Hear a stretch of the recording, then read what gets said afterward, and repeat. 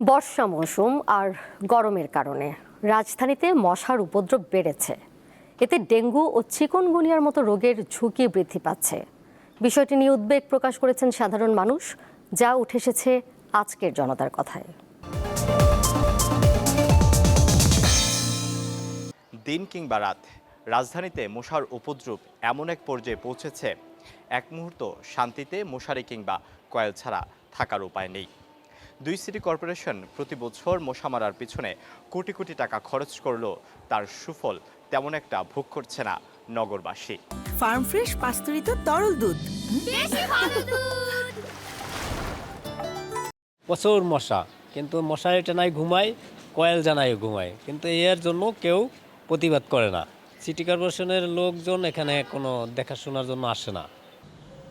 মশার উপদ্রবে এই এলাকার সন্ধ্যার পরে, বিশেষ করে সন্ধ্যার পরে ছেলেমেয়েরা লেখাপড়াতে বসতেই পারে না, মশারি টানে তারপরে তারা লেখাপড়া করে।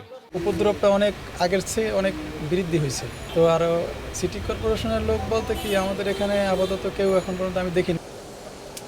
বর্তমানে মশার যে উৎপাত, এতে মনে হয় একসময় যে নগরবাসী এই মশার উৎপাতের জন্যই হয়তো ওইখান থেকে চলে যেতে হবে।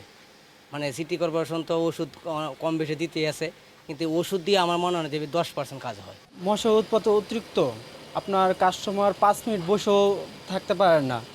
আর সিটি কর্পোরেশনের যদি কথা বলেন, তারা এই বছরের মধ্যে মনে হয় না আসছে এবং কে ওষুধ মেডিসিন দিয়ে গেছে।